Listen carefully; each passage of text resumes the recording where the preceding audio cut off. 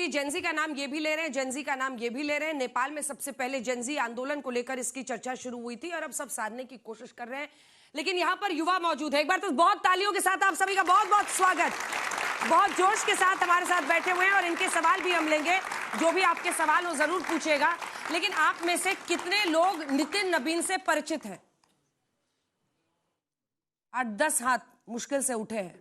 सुधांशु जी, तो कौन सा जेंजी फैक्टर? इनको उम्र ही नहीं पता। पहली बार तो उनकी फोटो और उम्र मैंने बताई है इनको। मैंने ही बताई ना आपको? नहीं, आप 8-10 को छोड़ के बाकियों को। सुधांशु जी, यही भारतीय जनता पार्टी की विशेषता है। मैंने आपके कई कार्यक्रमों में पूछा कि 10 साल बाद भाजपा का अध्यक्ष कौन होगा, कोई नहीं बता सकता। जब विकसित भारत का स्वप्न साकार होगा 2047 में भाजपा का अध्यक्ष कौन होगा, कोई नहीं बता सकता। पर बाकी पार्टियों में तय है अध्यक्ष अथवा पार्टी का वास्तविक नेतृत्व। यदि पार्टी रही तो एक ही परिवार के हाथ में होगा। और आज जो जेंजी है वो इस आधार पर आगे बढ़ती है कि जिसने अपने दम पे अचीव किया। अगर आज जेंजी का आदर्श देखना है तो OIO कंपनी है। रितेश अग्रवाल ने 17 साल की उम्र में शुरू किया था और 30 साल की उम्र तक अपने आप सेल्फ बिल्ड फर्स्ट बिलियनर बन के तैयार हो गए। अगर जेंजी को देखना है तो गुकेश डोमराजू को देखिए, 18 साल की उम्र में वर्ल्ड चेस चैंपियन।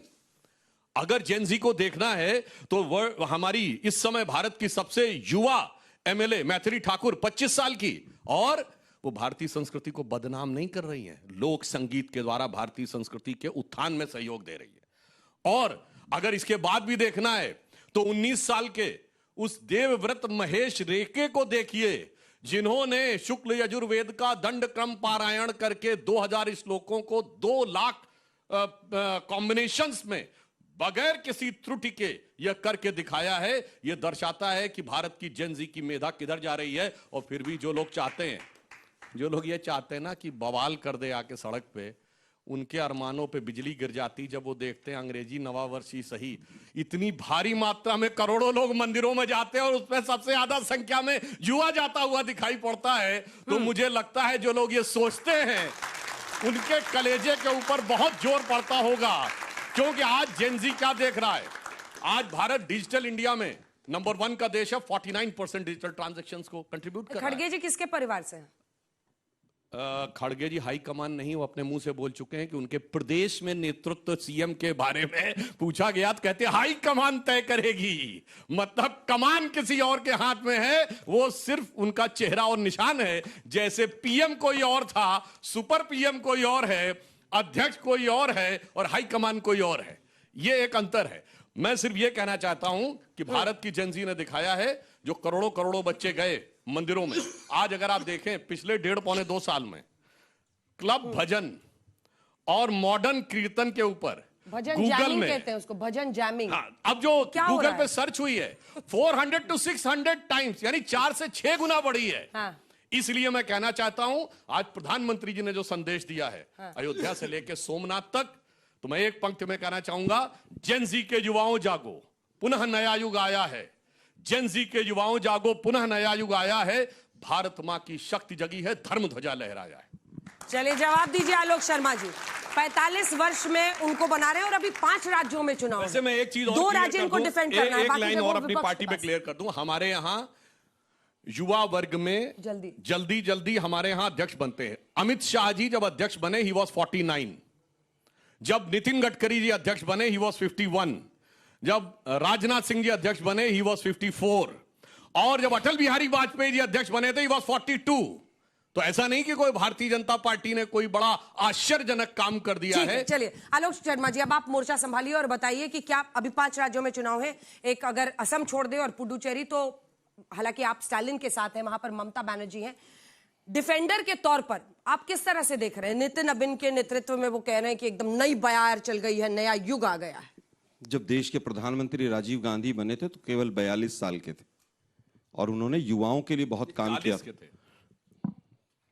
और अच्छी बात है अगर आपने बता दिया, वो कंप्यूटर युग लेकर आए, टेक्नोलॉजी लेकर आए, युवाओं के लिए रोजगार के नए नए रास्ते खोले। युवा बनने से युवाओं के लिए क्या होता है, विषय ये है। विषय ये नहीं है कि कोई बुजुर्ग है तो वो युवाओं के लिए नहीं कर सकता। क्या इसका मतलब मोदी जी ने कुछ नहीं किया? वैसे तो नहीं किया उन्होंने। मुद्दे की बात ये है, हाँ, अगर आप कह रहे हैं कि केवल युवा ही कर सकता है तो आप खुद स्वीकार कर रहे हैं उसको।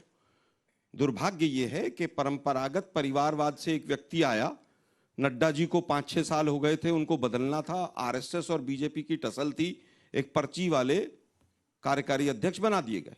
हमसे पूछते हैं चुनाव कब होगा, डेमोक्रेसी कब होगी, नड्डा जी के खिलाफ कौन चुनाव लड़ा था नहीं बताएंगे, अमित शाह जी के खिलाफ कौन चुनाव लड़ा था नहीं बताएंगे, पर्ची से नितिन नवीन को बना दिया। अब कह रहे हैं साहब ये तो बहुत विकसित भारत और पता नहीं क्या क्या, 92 रुपए पे डॉलर हो रहा है, विकसित भारत है, युवाओं की फीस नहीं जा रही है। लगभग 30 लाख लोगों ने 2014 के बाद पासपोर्ट सरेंडर कर दिया, ये विकसित भारत है। गोंडा में वहां पर हॉस्पिटल में चूहे कूद रहे थे, अभी 4 दिन पहले आपने सबने सोशल मीडिया पर देखा होगा।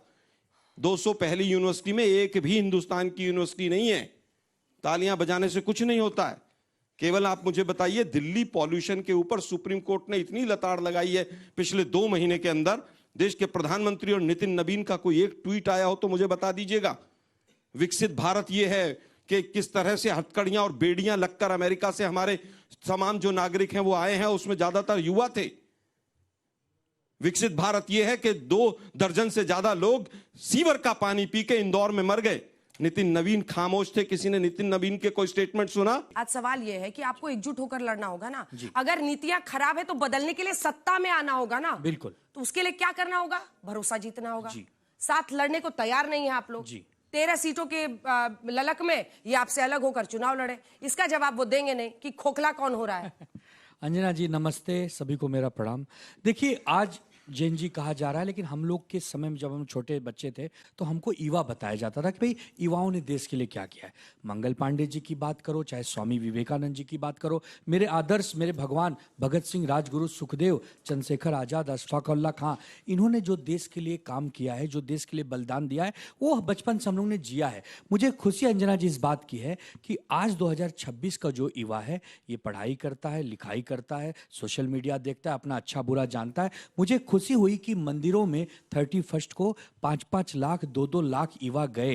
लेकिन इसमें अभी सुधांशु भैया बोल रहे थे, पर इसमें भाजपा का क्या रोल है? अपने पैसे से जाते हैं, अपने विवेक बुद्धि से जाते हैं। देश बदल रहा है, ये देश सभी का है। अब ऐसा तो होगा तो अब भाजपा की सरकार है तो भाजपा कहेगी देखो ये हमारा युवा है, कांग्रेस क्या जाएगी कहेगा हमारा युवा है। अरे युवा तो देश का है ना, तो युवा समझता है कि मुझे कौन अच्छा है, मेरे लिए कौन बुरा है। अब हो गई दूसरी बात, कांग्रेस पार्टी इस गठबंधन में सबसे बड़ा दल है, सबसे पुरानी, तो युवा ही कहलाएंगे। तो आदित्य ठाकरे से बड़ा युवा कौन है? 35 साल की उम्र में उस युवा ने पूरे महाराष्ट्र को अपने परिवार की तरह मेहनत करके संभालने का काम किया। कोरोना के संकट काल में कभी भी महाराष्ट्र का नाम खराब नहीं होने दिया। हमारे यहाँ गंगा में तैरती हुई लाशें अंजना जी नहीं हमने बहने दी, हमारे यहाँ ऑक्सीजन से तड़पते लोग हमने नहीं देखे। तो आदित्य ठाकरे हो, उद्धव ठाकरे साहब 65 साल के हैं, हम तो कहते हैं वो भी युवा है। राज ठाकरे वो भी युवा है, तो हमारे युवाओं के अमित ठाकरे हैं। हमारे यहां तो देखिए प्रबोधन कार ठाकरे का जो लेगेसी है, लेके बाला साहब ठाकरे जी, उनका ठाकरे परिवार, उसके आनंद दुबे जैसे, हम हो 45 साल के हैं, हम भी युवा ही हैं।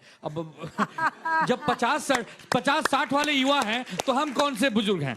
तो हमारा ये कहना है कि बहुत खुशी की बात है मेरे भाइयों। लेकिन हाँ, आपने जो कहा कि संगठन होकर मिलकर लड़ना होगा, क्योंकि आने वाले समय में भारतीय जनता पार्टी और ताकतवर होते जा रही है, क्योंकि उनको राजनीति में चुनाव जीतने की कला आ गई है। अब चुनाव जीतने की जिसको कला आ गई है उसको हराने के लिए थोड़ा बहुत तो कलाकार बनना पड़ेगा ना। जवाब दीजिए, थोड़ा बहुत तो कलाकार बनना पड़ेगा आपको हराने के लिए। सारी व्यवस्थाएं आपके नियंत्रण में है, इसलिए आपको ये जीतें मिल रही हैं। चलिए एक बात का मैं प्रश्न पूछता हूं, इंडी गठबंधन तो हमारे नियंत्रण में नहीं है, कहे आप पे भरोसा नहीं कर पा रहा है।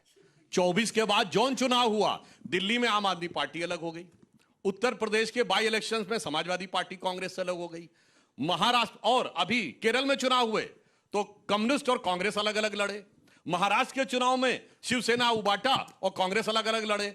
और मैं पहले से बता दे रहा हूं, बंगाल में दीदी और ये साथ मिलकर नहीं लड़ने वाले हैं। भैया ये बता दो तुम्हारे सहयोगी कौन चुरा रहा है? ये भी क्या मोदी जी और अमित शाह जी चुरा रहे हैं? हकीकत तो ये है कि ये दोनों लोग, ये सारे लोग केवल मोदी विरोध की नकारात्मक घृणात्मक राजनीति के चलते हुए हिंदू धर्म को नीचा दिखाने, इरेडिकेशन ऑफ सनातन धर्म के विचार से प्रेरित होकर साथ में आते हैं। फिर जब नजदीक आते हैं तो एक दूसरे से इतनी नफरत पाते हैं कि फिर ये अलग हो जाते हैं। जो मैं पहले भी बोल चुका हूं, इन लोगों की स्थिति यह है कि मिलो न तुम तो हम घबराएं, मिलो तो आंख चुराएं हमें क्या हो गया है। अंजना जी 2 सेकंड में जवाब दूंगा। सर अपने अपने टर्न पे। और रही बात इसकी, आज तो भारत में एक अद्भुत गणित है, 55 साल का युवा है, 70 साल की दलित की बेटी अभी आपने देखी, बेटी है, और 70 साल की बंगाल की भी बेटी है, और उसके बावजूद हम लोगों से पूछा जाता है भुवन जी। कि साहब इसमें युवा कौन है और कौन युवा नहीं है। हाँ, ये एक बात इन्होंने सही कही जल्दी। कि युवा होने मात्र से काम नहीं। 40 साल की उम्र में राजीव गांधी जी को भारत के इतिहास का सबसे बड़ा जनादेश मिला और ले जाके पार्टी को वहां पर डुबोया कि आज तक स्पष्ट बहुमत नहीं मिला।